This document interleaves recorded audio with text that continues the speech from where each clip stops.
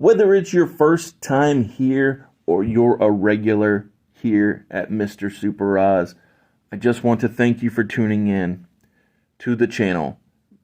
It exists because I, Oz, from the channel Mr. Super Oz, I wrote a 68-page graphic novel called Everlasting Survivors. Volume 1 is called All Day Long. If you follow the link in the description of this video, you can get yourself hats, shirts, posters, all kinds of fun things. But most importantly, you can get the story itself. And the more people that pick up the story, the greater the chances are that there can be continued adventures with these heroes. If you could, give it a like, subscribe if you haven't already, leave a comment, enjoy.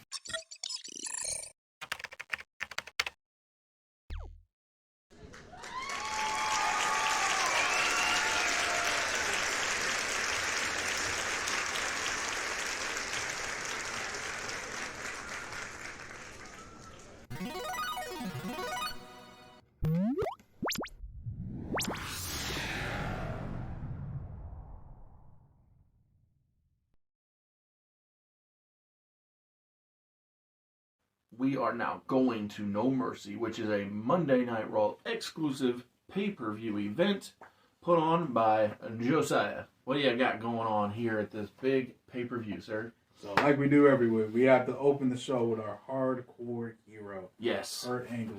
Beautiful championship, great execution of a cool idea. Coming out with the beautiful Stacy Keibler. Absolutely. Everything's beautiful until Tommy Dreamer comes out. Well, can't always be sunshine and roses. And boy, is this not sunshine and roses. Dreamer gets his tail whooped all throughout the match. It's very... You can tell Dreamer is not an Olympic level wrestler. That's true. In this match. So Kurt, in classic Kurt fashion, says, all right, let's see how many suplexes I can hit here. And kind of gets thrown around. But of course, Dreamer, babyface, legend, always known for the hot comebacks, is fighting back, warring. But basically comes down to just a classic ref bump. And that's when Stacey comes out with the big, what does she have, big old laptop, clipboard, whatever, yeah. Whatever it may be. Yeah. Hits Dreamer up top of the head. Tommy's woozy, doesn't know where he's at. Big angle slam. Yeah, the reason I suggest the laptop is because it's that Alexandria York gimmick from years gone by. Exactly. Yeah, but something that is small enough for it to carry, but big enough to knock Dreamer out. Absolutely. Is basically the point I was going with here. Yeah, I think it was Chavo, or was it Jose the assistant? But one of those.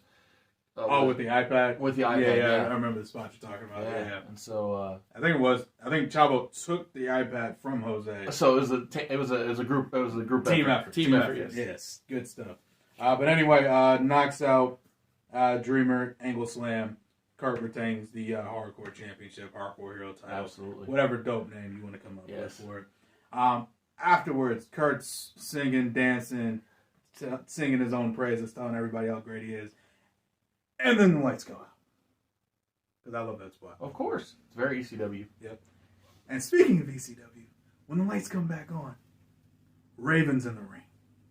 Oh. Eyeing down Kurt Angle. Yes. Kurt is, of course, like, oh, God, no. He's itching his pants. You know what it is. Drops him with a Raven effect. Stacy is beside herself, livid. First time she's lost her cool since this team up with Angle started. And she slaps Raven across the face. And please do it. It's Raven. Come on, do it. So he drops Stacy with the Raven. That's what I'm talking about. Beautiful. Yes. Crowd goes wild. Raven picks up Kurt's Hardcore Hero Championship, looks at it, and then the lights go back out. Belt over Angle. Raven's gone. Cool. Yeah, I love that guy. Scott Levy, man. Gotta love him. Great Got talent. to love Raven. I'm going to go ahead and steal your idea because I thought it was a great idea. Mick Foley always wanted to give the young guns a chance. Gives John Cena the opportunity against a former world champion in Chris Jericho. Who was backed up by Kane. Thank you. Come backed on. up by Kane. Like, I'm not sure if I was John, I'd be taking that up. Trying to be like, I think. Be like, Mick, listen, man, I appreciate what you're trying to do. What for had me, happened was, I think I'm gonna hop on the treadmill. got a flat tire. Yeah, exactly. Can't make it to the venue. My bad. Got some shin splints. A couple shin splints here or there. You know, But yeah, John's a fighter, so I don't think he'd be going that route. And yeah, he does fight, and he fights, but I mean, you know what happens. Yeah, exactly. But he does put up a good fight, much like his other match with Christian and Angle. Yeah. Puts on a good showing for himself. Crowd actually gets behind him a little bit, feeling him, and then of course Kane pulls him out the ring, choke slams him, tosses him back in. Jericho just pins him. Of course, that's exactly what should happen. And I love that John is now three matches and 3 losses. I mean, it's very, very un-John Cena, Yes. so that's what makes it wonderful. But yeah, I appreciate you throwing the idea out because I'm like, I wasn't going to book him, but Yeah, no, I like it. Yeah. And like I said, I know it legit happened. I'll pop up what it went down at. yeah, I forget now, but it was because so if you remember right, they had that. Screw it. This week on my SmackDown is the debut of Rey Mysterio. I bring that up because if you remember right, they had this awesome spot where Edge and nobody John Cena, just trunks and boots John Cena, right.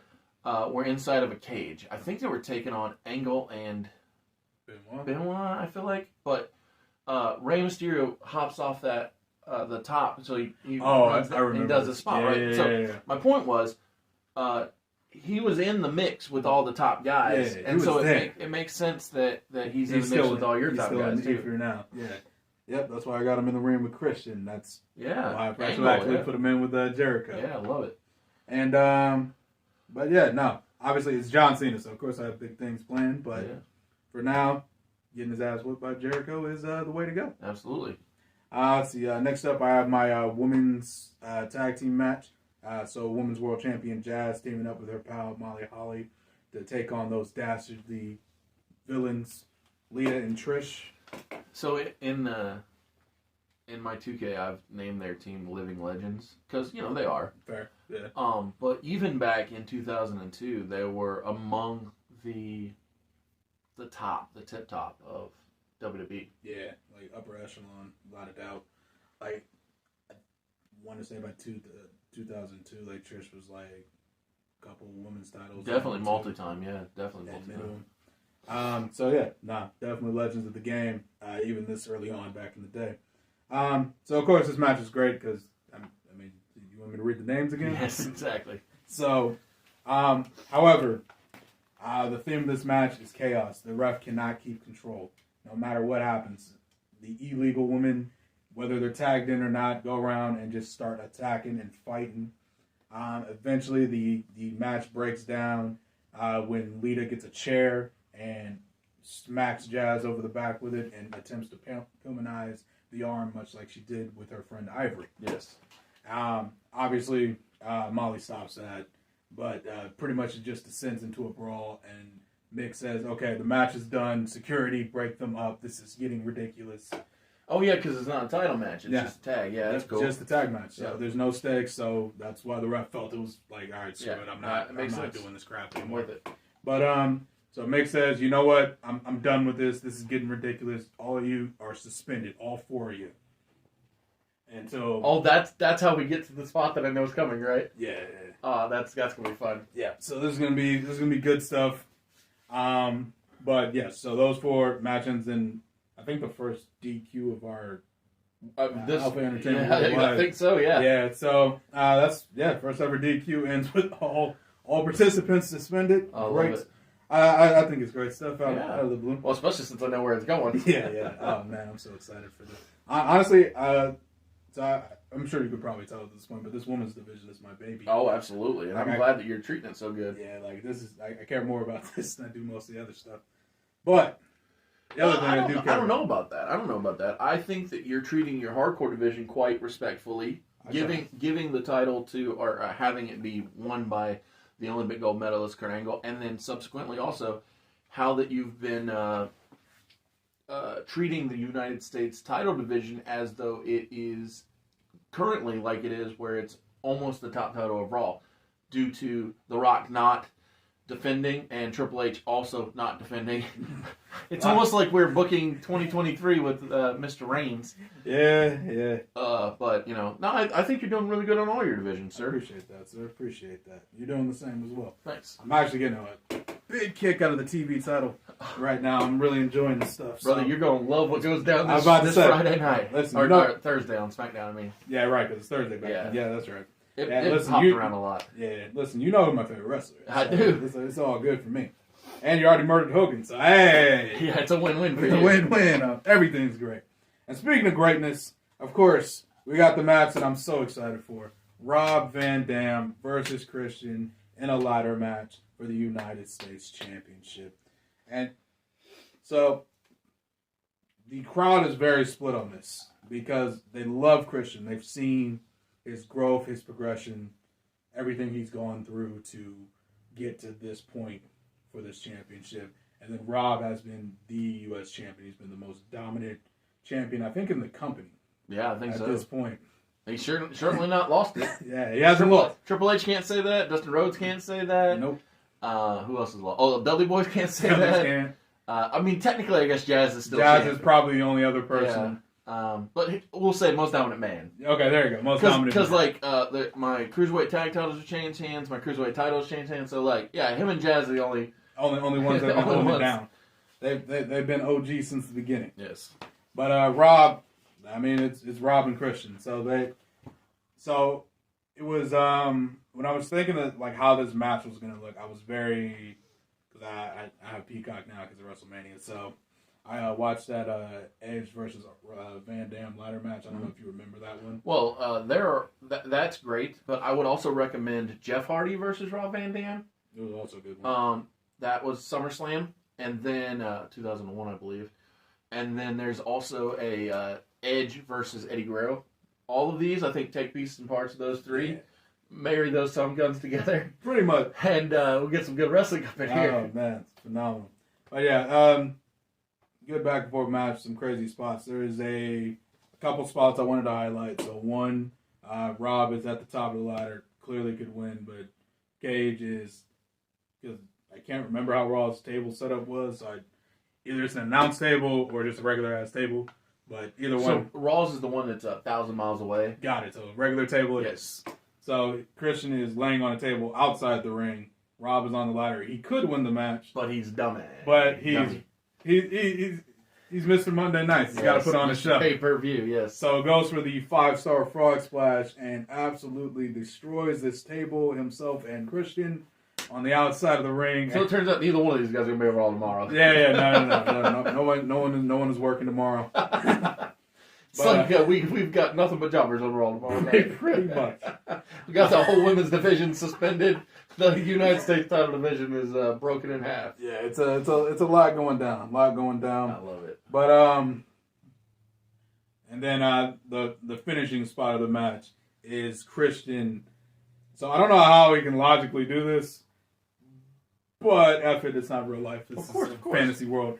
I want him to somehow hit a kill switch without killing himself and Van Dam off a ladder. Right? So if that's feasible, Of course. we'll make that happen. But then Here's the thing. I have full faith and confidence in these gentlemen, and they will figure out what can be done and do it spectacularly. See, the problem is not that I don't think they can do it, is that I don't believe Rob's going to do this and not kill himself. There you go. That's my concern. Sure. I totally believe Christian can manufacture a way to get a kill switch off. It's just, Rob has a bad tendency of spiking himself. Loves it. He loves it. So, He's like, do I look dead? Because that's what I was going because for. that's what I was going. Like, he somehow has taken the most disgusting RKO I've ever seen in my life. Oh, it's beautiful. I love it. And it's so gorgeous, but I'm like, I know his neck's messed up. There's no way he's fine after that. But yes, basically Man, it I can't ends. wait till he shows up. Oh man, Mr. RKO. Oh, it's gonna be wonderful. Randall Keys. Randall Keith. It's coming soon. Tell you what. Yeah, I'm about to say what are we in July? Yeah, it's getting close. Yep. Oh man. But yes. So basically, kill switch off the ladder. Christian climbs. Big moment. Crowd's losing it. They can't believe it. Christian can't believe it. But he has won the United States Championship. Love it. Oh, it's so good. Love that guy. Big crowning moment for Christian. Confetti pops, drains down, Canadian flags. Canadian flags. Even the crowd's like, "Oh, Canada!" I love it. To be honest, we might be in Canada. I don't know where no I don't know. is. I have to look. Yeah, I did too.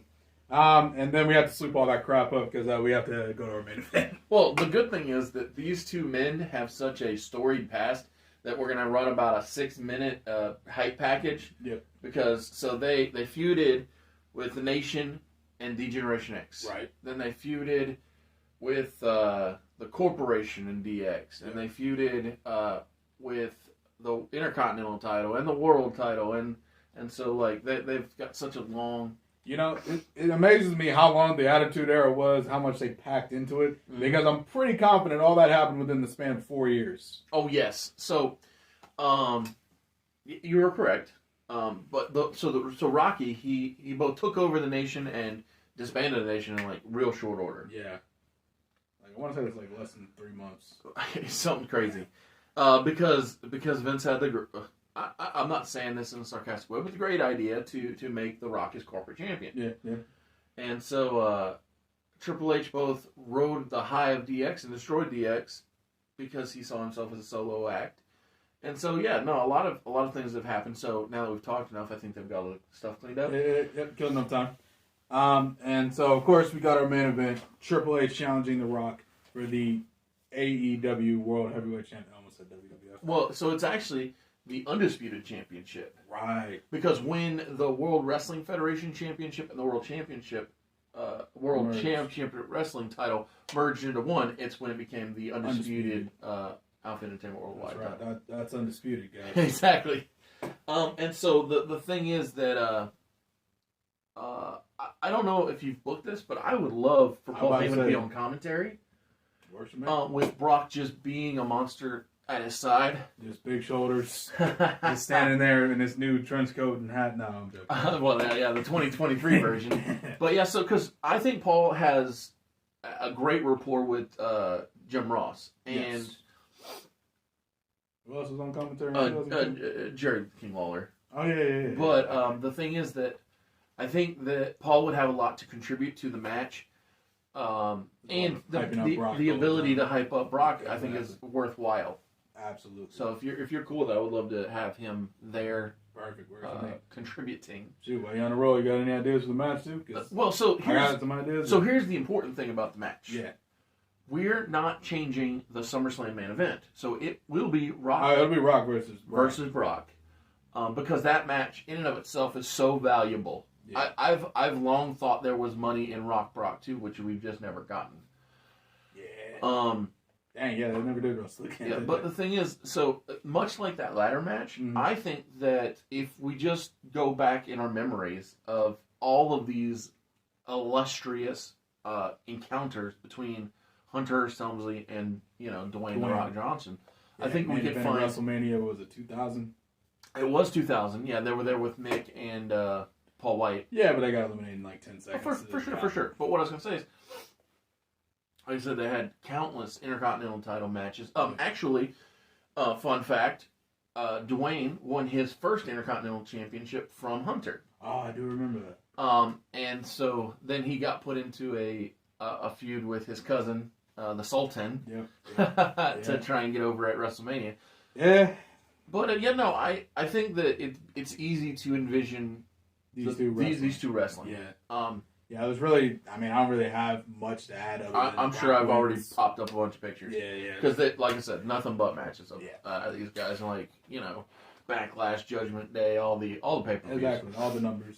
But basically, they actually main evented the first ever SmackDown as well with Shawn Michaels. Oh, that's right. Yeah. So again, nothing but pictures of options on pictures. But my thing is, with Rocky retaining, I think that it'd be brilliant to do the face-to-face, eye-to-eye, man-to-man. That was where I was going. Rock Brock close out of the pay-per-view.